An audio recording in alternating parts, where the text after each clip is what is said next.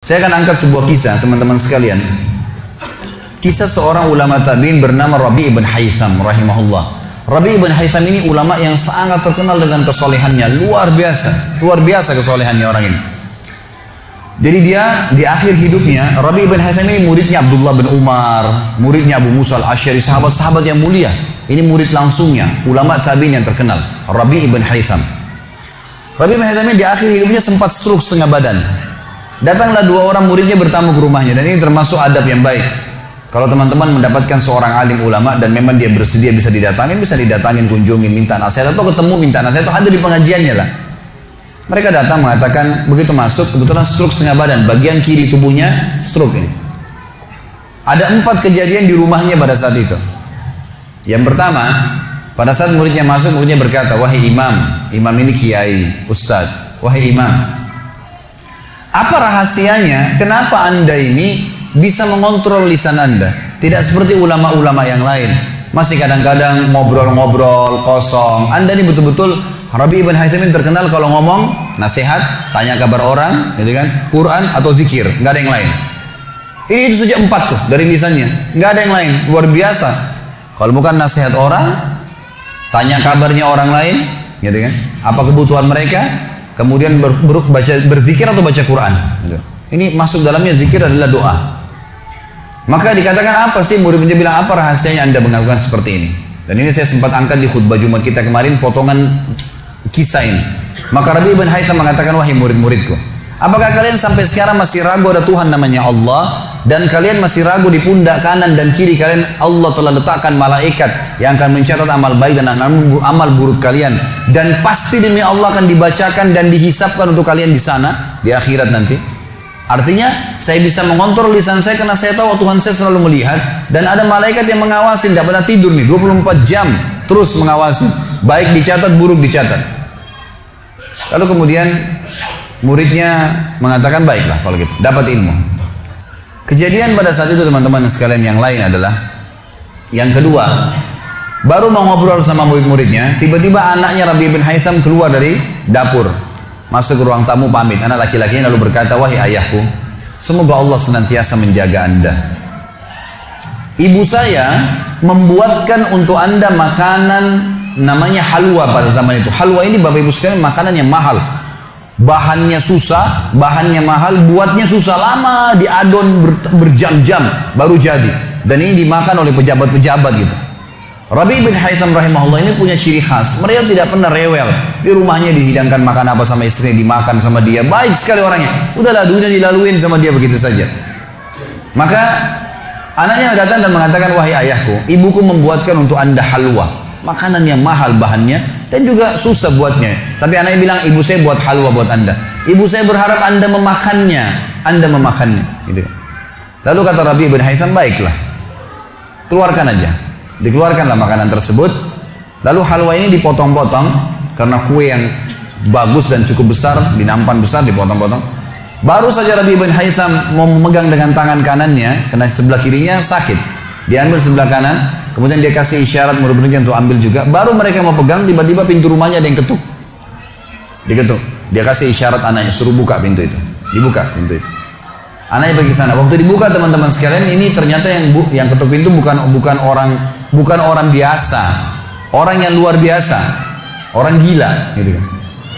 Jadi bukan orang yang peminta-minta biasa, orang yang luar biasa, orang yang selalu anggap ini udah deh, nggak usah dilayanin, nggak usah diajak ngomong, nggak usah diperhatikan, gitu kan. Orang gila ini ketuk pintu dengan pakaiannya yang lusuh, tidak pakai alas kaki, rambutnya berantakan, kasih isyarat minta makan. Rabi' ibn Haytham rahimahullah tunjuk anaknya, suruh datang, angkat nih halwa, kasih orang gila itu. Halwa nih makanan yang mewah, kasih orang gila itu. Dibawa sama anaknya. Anaknya ini Rabi' bin Haytham waktu bawa piring itu, niatnya ingin memberikan ke orang gila 1 potong, gitu kan. Begitu tiba depan pintu, orang gila lihat makanan enak, walaupun gila tahu juga nih makanan enak, gitu kan. Diambil sama dia piringnya. Diambil, dimakan semua. Dalam kisahnya dikatakan sampai air liurnya jatuh di situ, dihabisin sama dia. Sudah habis teman-teman sekalian, apa yang terjadi? Orang gila nggak ngerti, dia nggak terima kasih, nggak apa, piringnya dilempar pergi. Anaknya Rabi' ibn Haytham ini tahu nilainya makanan yang ibunya buat tadi. Diambil piring itu, ditutup pintunya, lalu dia kembali lagi. Kemudian dia bilang sama ayahnya, wahai ayahku, semoga Allah senantiasa menjaga Anda. Sebelum saya lanjutkan kisah teman-teman sekalian, saya sarankan juga bahwa teman-teman di sini yang sudah punya anak, biasakan selalu menggunakan doa antara suami istri dengan anak, itu penting sekali. Karena kata Nabi SAW, jangan ucapkan kata-kata doa yang bisa berbau doa buruk buat kalian, diri kalian, keluarga kalian, dan harta kalian. Karena bisa saja malaikat lewat dan mengaminkannya. Kita harus selalu doa yang baik, gitu kan. Jadi Rabi' bin Haytham membiasakan anaknya untuk dilatih berdoa yang baik. Jadi selalu kalau mau minta tolong, nah semoga Allah menjagamu, ambilkan ayah ini. Nah semoga begini, semoga Allah menjagamu, semoga Allah berikan kau rezeki, ambilkan ayah seperti ini. Jadi selalu diikuti dengan doa. Anaknya pun terbiasa mendoakan ayahnya. Dalam kondisi anaknya jengkel karena perilaku si orang gila tadi, dia kembali dia masih sempat mengatakan, ayah semoga Allah menjaga Anda. Tadi itu ayah yang minta-minta orang gila. Dia tidak mengerti nilainya makanan yang kita kasih. Kalau tadi Anda suruh saya ke dapur ngambil apa saja, roti lah, apalah, dia makan juga. Kenapa harus halwa yang ibu saya setengah mati buat, biayanya mahal, buatnya lama, gitu kan? Jadi anaknya butuh jawaban nih. Perhatikan apa jawabannya orang beriman kepada Allah dan tahu benar kata kunci bertambahnya rezeki justru dengan sedekah itu. Kata dia apa? Ya waladi illam yadri fallahu yadri. Baru dia baca ayat lan tanalul birra hatta tunfiqu mimma tuhibbun. Wahai anakku, kalau orang gila itu tidak tahu nilainya makanan yang kita kasih, nggak penting buat saya. Karena Allah tahu nilainya, bukan dianya, tapi Allah tahu nilainya. Dan ingatlah firman Allah, kalian tidak akan mendapatkan, gitu kan?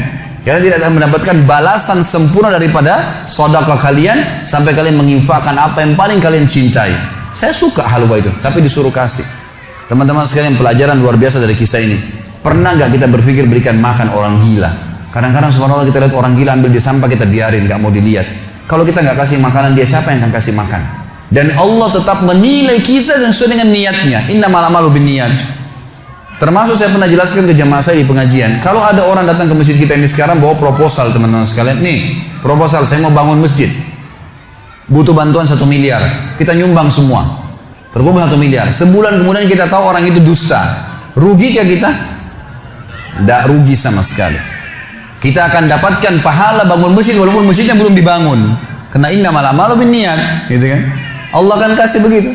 Siapa yang niat mengerjakan satu perbuatan, niat dalam hatinya, belum dikerjakan dapat 1 pahala. Dikerjakan diberikan pahala 10 kali lipat sampai 700 kali lipat kata Nabi SAW. Jadi jelas sekali, gitu kan? Bagaimana Rabi' bin Haytham mengajarkan kepada kita bersedekah, teman-teman, sampai pada orang gila pun dikasih. Karena Allah akan menilai kebaikan itu. Bagaimana bisa kita tidak lakukan? Maka selesai kisah yang kedua. Kisah yang ketiga adalah muridnya mengatakan, wahai imam, apa nasihat anda?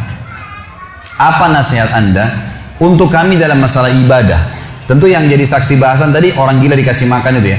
Maka dia mengatakan waktu ditanya oleh muridnya apa nasihatnya dalam ibadah? Ibadah kami apa nasihatnya? Sholat, puasa, apa nasihat anda? Maka beliau mengatakan, alaikum bil asrar, rahasiakan amal soleh kalian. Jangan ceritakan sama siapapun. Kerjakan tapi jangan ceritakan. Udah, Allah sudah utuskan ada malaikat yang catat semua kebaikan, tidak dibayar, tidak pernah tidur, lengkap semua data-datanya hari kiamat. Semua dicatat. Rahasiakan amal soleh kalian, jangan ceritakan sama siapapun, jangan buka sama siapapun. Baik. Lalu kejadian terakhir di rumahnya adalah teman-teman sekalian, waktu itu terdengar azan duhur, stroke setengah badan nih. Lalu Rabi' bin Haytham ini saya sekalian berikan motivasi kepada teman-teman yang masih malas sholat di masjid. Rumah Allah harus didatangi teman-teman sekalian, fadilahnya sangat besar. Kata Nabi SAW, setiap orang ke masjid, setiap langkahnya mengangkat derajatnya 1 langkah, yang 1 langkah mengampuni dosanya. Setiap ke masjid dapat 1 istana di surga, dan pulang dari masjid 1 istana lagi. Hadis sahih semua menjelaskan masalah ini, gitu kan? Belum fadilah sholat berjamaahnya, belum terbangun ukhuwah, belum dan seterusnya. Belum lagi hadis Nabi SAW, siapa yang tidak kehilangan takbiratul ihram pertama imam selama 40 hari, dia akan akan diselamatkan dari sifat kemunafikan. Banyak fadilahnya. Rabi' bin Haytham rahimahullah stroke setengah badan teman-teman sekalian. Lalu dia dengar azan duhur, dia kasih isyarat anaknya sudah tahu, suruh datang. Anaknya lalu menopang tubuhnya dia yang sebelah kanan, minta diantar ke masjid. Stroke setengah badan dan sudah sangat tua. Lalu muridnya bilang, saya lalu kemudian membantu menopang tubuhnya yang stroke, dan demi Allah untuk kami membawanya ke masjid, kakinya yang stroke terseret di tanah. Lalu saya bisikin di tengah jalan, imam, hai kiai, hai guru, anda kan punya rukhsah, punya keringanan, sholat aja di rumah, stroke, tua, susah gitu kan. Lebih baik sholat di rumah. Apa kata dia? Orang beriman tidak mengenal stroke kah, sakit keras kah, ibadah kepada Allah nggak terganggu nih. Kata dia, wahai muridku, aku mendengarkan dengan kupingku ini azan, hayya 'alas shalah, hayya 'alal falah, ayo sholat, ayo mendapatkan kemenangan dari Allah, hanya melalui lisan muadzin saja. Karena semua muadzin sama mengucapkan, mau orang Afrika, mau orang Arab, mau orang Melayu, azannya sama, hayya 'alas shalah, hayya 'alal falah. Allah memanggil saya mengatakan, ayo sholat, pencipta langit dan bumi, ayo mendapatkan kemenangan. Lalu saya sholat di rumah saya, demi Allah saya akan datangi masjid walaupun saya merangkak. Ini luar biasa nih, ya, keimanan membuat seseorang stroke pun bisa beribadah kepada Allah. Tapi dari kisah kita, ya, dari 4 kejadian di rumah Rabi' ibn Haytham adalah bagaimana dia bersedekah kepada orang fakir miskin tadi.